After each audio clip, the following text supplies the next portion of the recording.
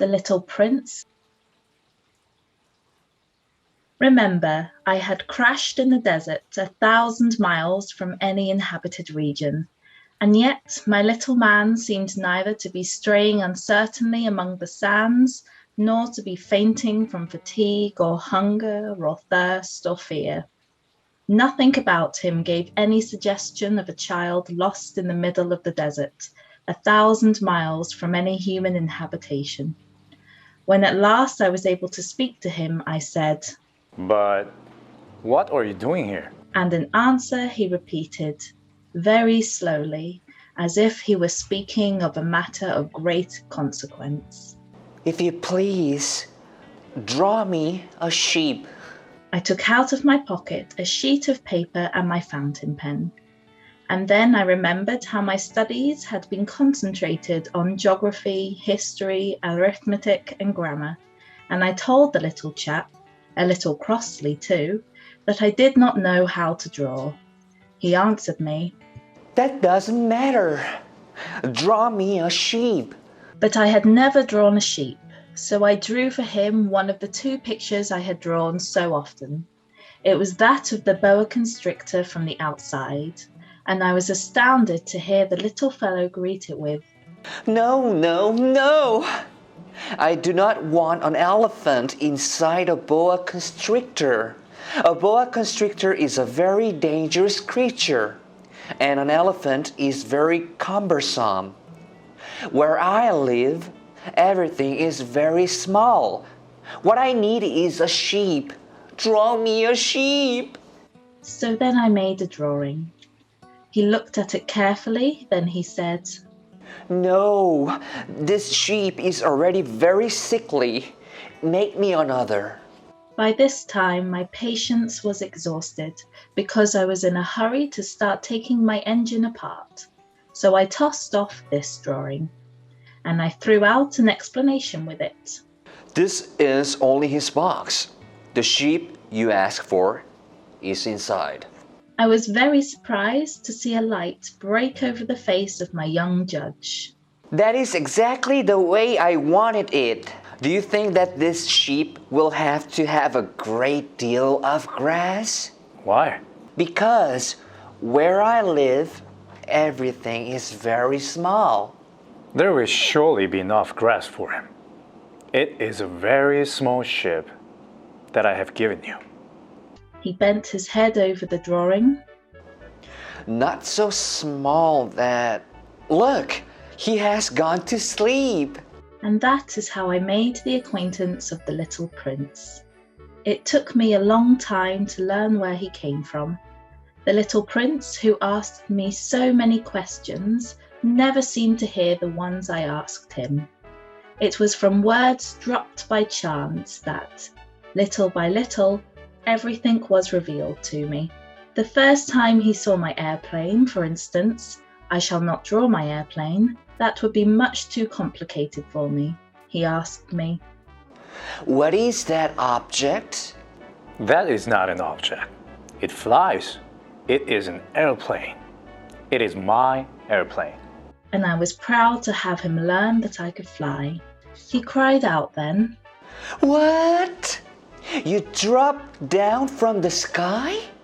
Yes? "Oh, that is funny!"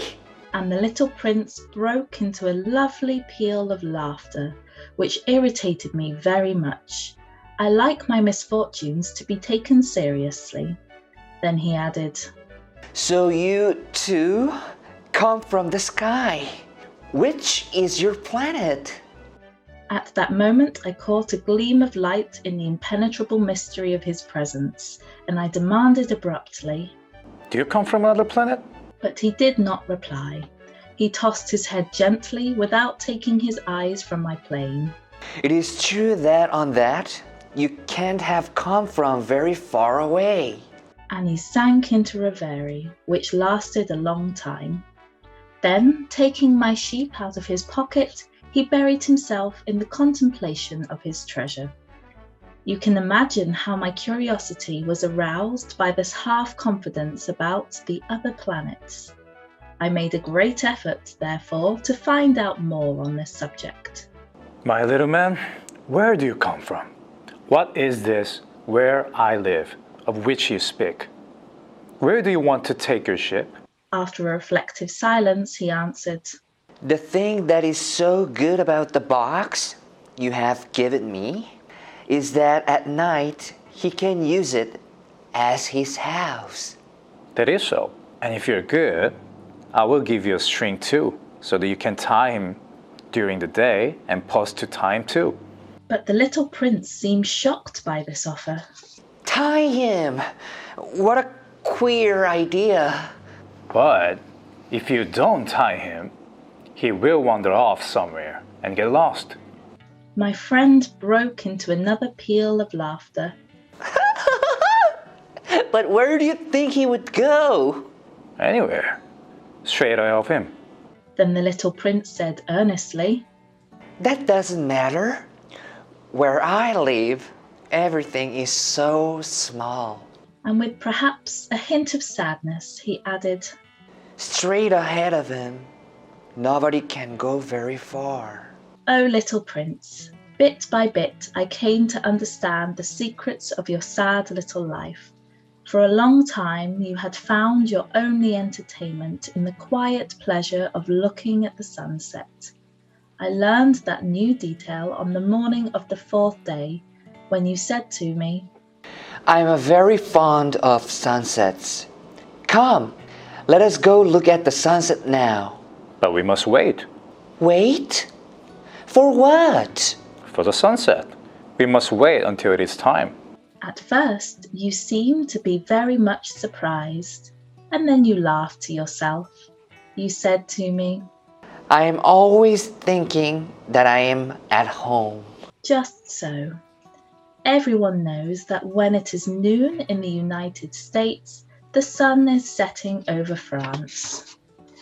If you could fly to France in 1 minute, you could go straight into the sunset, right from noon.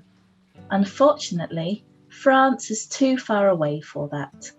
But on your tiny planet, my little prince, all you need do is move your chair a few steps. You can see the day end and twilight falling whenever you like. One day, I saw the sunset 44 times.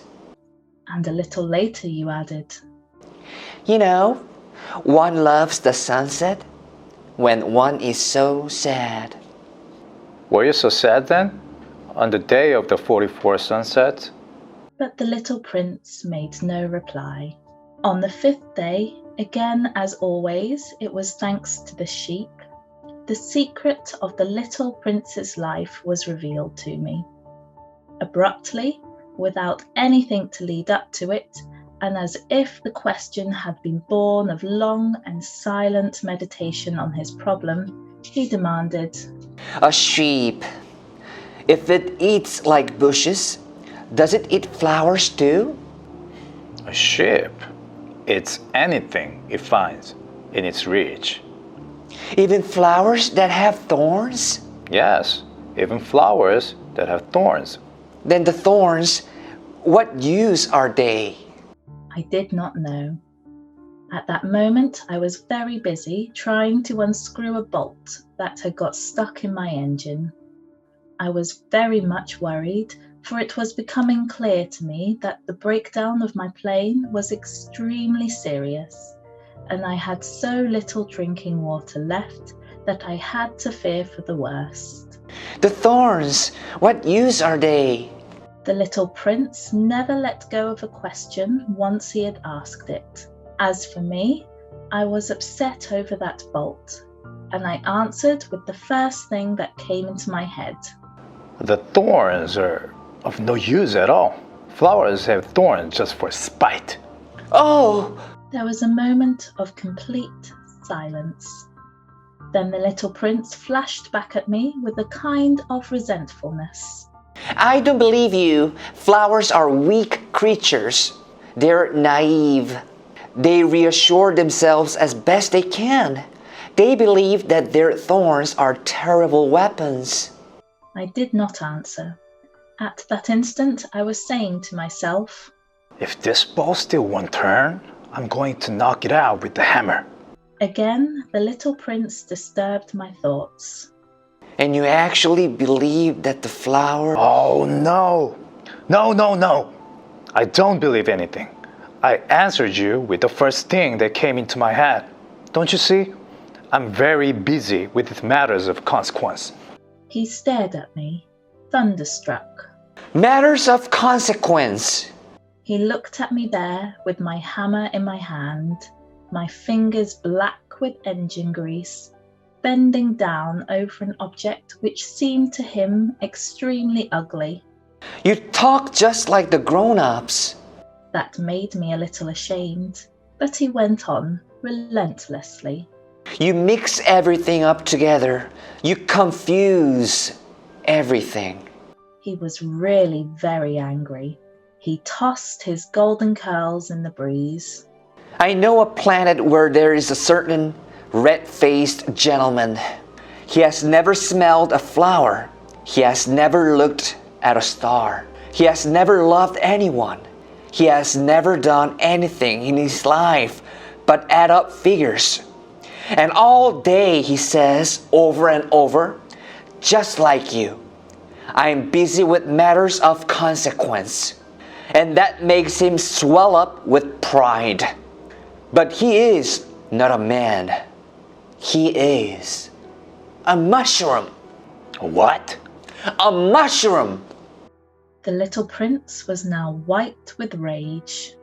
The flowers have been growing thorns for millions of years. For millions of years, the sheep have been eating them just the same. And it is not a matter of consequence to try to understand why the flowers go to so much trouble to grow thorns which are never of any use to them. Is the warfare between the sheep and the flowers not important? And if I know, I, myself, one flower which is unique in the world, which grows nowhere but on my planet, but which one little sheep can destroy in a single bite some morning without even noticing what he is doing. Oh, you think that is not important. He could not say anything more. His words were choked by sobbing. The night had fallen. I had let my tools drop from my hands. Of what moment now was my hammer, my bolt, or thirst or death? On one star, one planet, my planet, the earth, there was a little prince to be comforted. I took him in my arms and rocked him. I said to him, The flower that you love is not in danger. I will draw you a muzzle for your ship. I will draw you a railing to put around your flower. I will. I did not know what to say to him. I felt awkward and blundering. I did not know how I could reach him, where I could overtake him and go on hand in hand with him once more. It is such a secret place, the land of tears. On the little prince's planet, the flowers had always been very simple. One day, from a seed blown from no one knew where, a new flower had come up, and the little prince had watched very closely over this small sprout, which was not like any other small sprouts on his planet. It might, you see, have been a new kind of baobab. Then one morning, exactly at sunrise, she suddenly showed herself. And after working with all of this painstaking precision, she yawned and said, Oh, I'm scarcely awake. I beg that you excuse me. My petals are still all disarranged. But the little prince could not restrain his admiration. Oh, how beautiful you are. Am I not? And I was born at the same moment as the sun. The little prince could guess easily enough that she was not any too modest, but how moving and exciting she was. I think it is time for breakfast. If you would have the kindness to think of my needs. And the little prince, completely abashed, went to look for a sprinkling can of fresh water. So he tended the flower. So too, she began very quickly to torment him with her vanity, which was, if the truth be known, a little difficult to deal with. One day, for instance, when she was speaking of her 4 thorns, she said to the little prince, Let the tigers come with their claws. There are no tigers on my planet. And anyway, tigers do not eat weeds. I'm not a weed. the flower replied sweetly. Please excuse me. I'm not at all afraid of tigers, but I have a horror of drafts. I suppose you wouldn't have a screen for me. A horror of drafts. That is bad luck for a plant, remarked the little prince, and added to himself, This flower is a very complex creature. At night, I want you to put me under a glass globe. It is very cold when you leave, in the place I came from. But she interrupted herself at that point. She had come in the form of a seed. She could not have known anything of any other worlds. Embarrassed over having let herself be caught on the verge of such a naive untruth, she coughed 2 or 3 times in order to put the little prince in the wrong. The screen? I was just going to look for it when you spoke to me. Then she forced her cough a little more, so that he could suffer from remorse just the same. So the little prince, in spite of all the goodwill that was inseparable from his love, had soon come to doubt her. He had taken seriously words which were without importance, and it made him very unhappy. I ought not to have listened to her. He confided to me one day. One never ought to listen to the flowers. One should simply look at them and breathe their fragrance. Mine perfumed all my planet, but I did not know how to take pleasure in all her grace. This tale of claws, which disturbed me so much, should only have filled my heart with tenderness and pity. And he continued his confidences. I ought never to have run away from her. I ought to have guessed all the affection that lay behind her poor little straight gems. Flowers are so inconsistent, but I was too young to know how to love her. The end.